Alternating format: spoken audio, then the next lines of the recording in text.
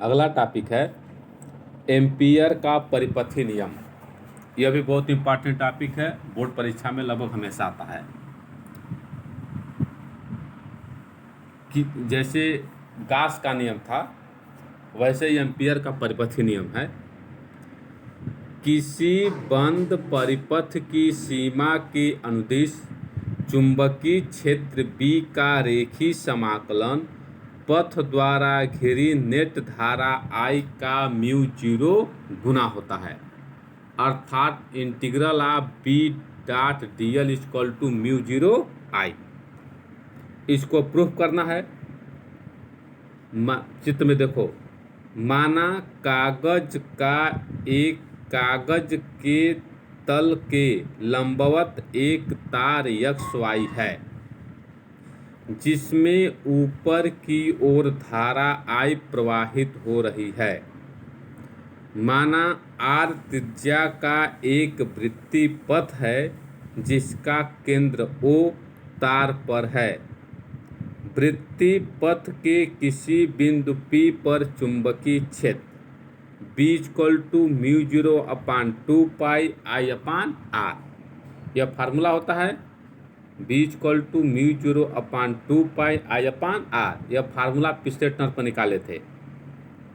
वृत्तीय पथ के प्रत्येक बिंदु पर B व dl एक ही दिशा में है। चित्र में देखो, B और dl एक ही दिशा में होंगे तो उनके बीच कितना कोण बनेगा? 0 डिग्री। अतः चुंबकीय क्षेत्र का पथ के अनुदिश रेखीय समाकलन integral of B dot dl equal to integral of B dl cos theta, और थीटा का मान कितना हो जाएगा? 0 डिग्री का 0 का मान 1 हो जाएगा। B को बाहर कर दीजिए, इंटीग्रल ऑफ हो जाएगा dl। अब चूंकि dl है वह वृत्तीय पथ के एक लघु भाग की लंबाई है। जब पूरे वृत्तीय पथ की लंबाई ज्ञात करेंगे तो उसके परिधि के बराबर होगा, परंतु इंटीग्रल ऑफ dl वृत्तीय पथ की लंबाई है, इक्वल टू लंबाई कितना हो जाएगा? 2 पाई r। तो integral of B dot dl equal to B 2 pi r। अब समीकरण 1 से B का मान निकला हुआ है तो mu zero upon 2 pi I upon R, 2 pi R, 2 pi R cancel हो गया तो integral of B dot dl equal to mu zero I। यह तो एम्पियर का नियम है, सिद्ध हो गया। अब है एम्पियर के नियम के अनुप्रयोग। अनुप्रयोग मतलब उसके उपयोग क्या है? पहला, अनंत लंबाई के सीधे धारावाही तार के कारण चुंबकीय क्षेत्र। चित्र में देखो, एक सीधा तार लिया गया है, तार में धारा I ऊपर की ओर जा रही है।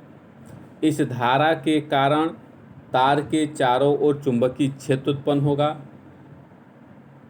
उसका पथ कैसा? उसमें क्षेत्र का वृत्ताकार होगा।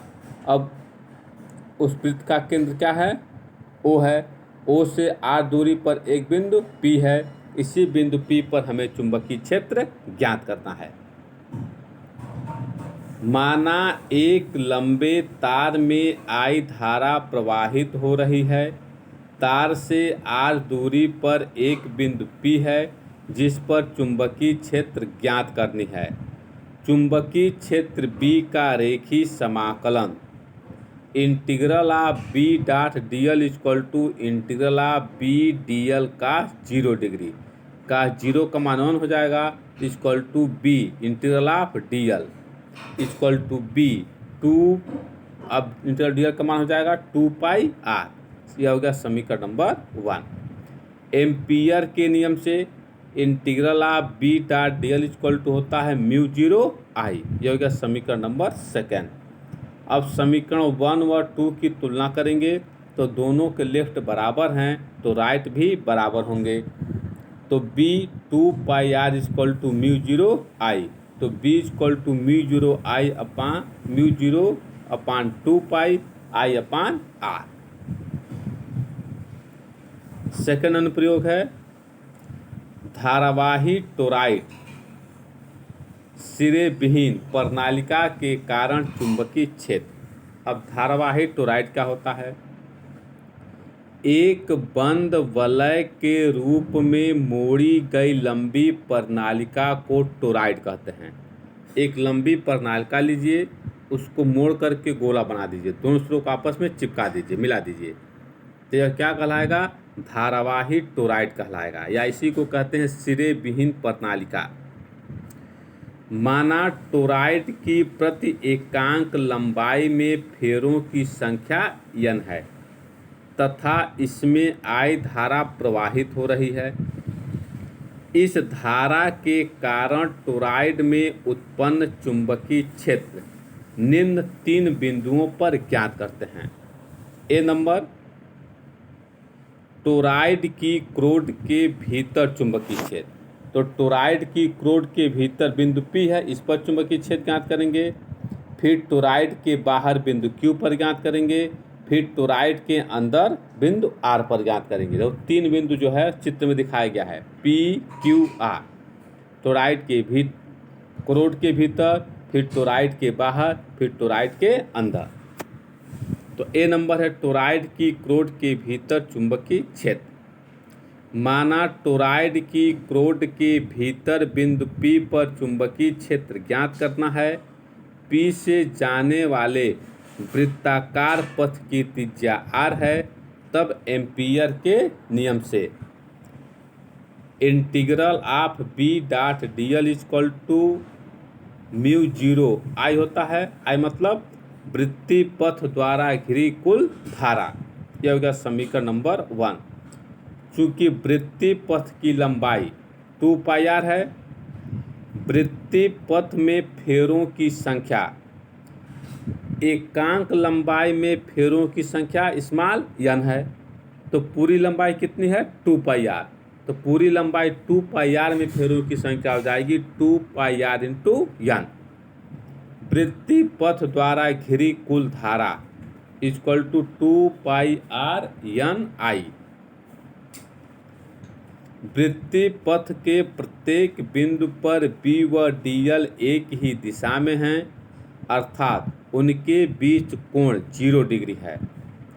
समीकरण 1 में मान रखने पर, यह मान रखिए, तो integral of B dot dl equal to क्या हो जाएगा? B dl का 0 degree equal to mu 0 into 2 pi r n I। B integral of dl equal to mu 0 2 pi r n I। Integral of B dl पूरे वृत्तीय पथ की लंबाई हो जाएगी और 2 पाई r के बराबर होगी। तो B 2 pi r equal to mu 0 2 pi r n I।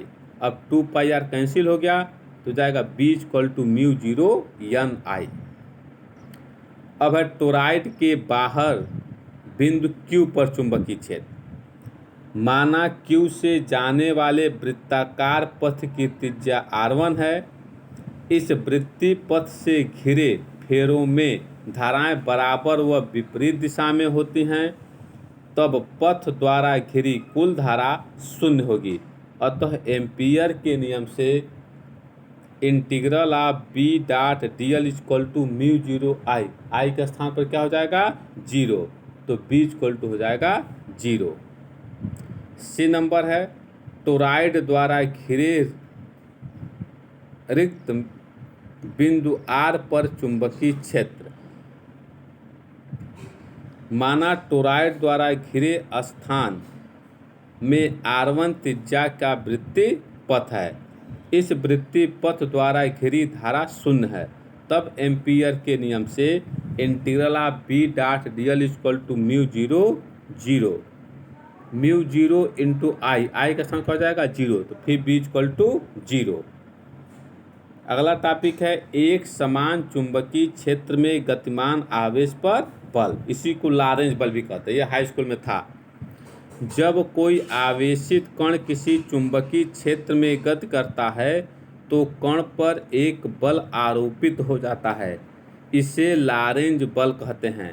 इस बल की दिशा चुंबकीय क्षेत्र की दिशा तथा कण के चलने की दिशा दोनों के लंबवत होती है। यदि Q आवेश का कम कण चुंबकीय क्षेत्र B में क्षेत्र की दिशा के लंबवत v वेग से चल रहा है, तब इस कण पर लॉरेंज बल F = QUB। यदि आवेशित कण की गति की दिशा चुंबकीय क्षेत्र B की दिशा के लंबवत न होकर उसमें थीटा कोण बना रही हो, तब लॉरेंज बल F = QUB sin थीटा।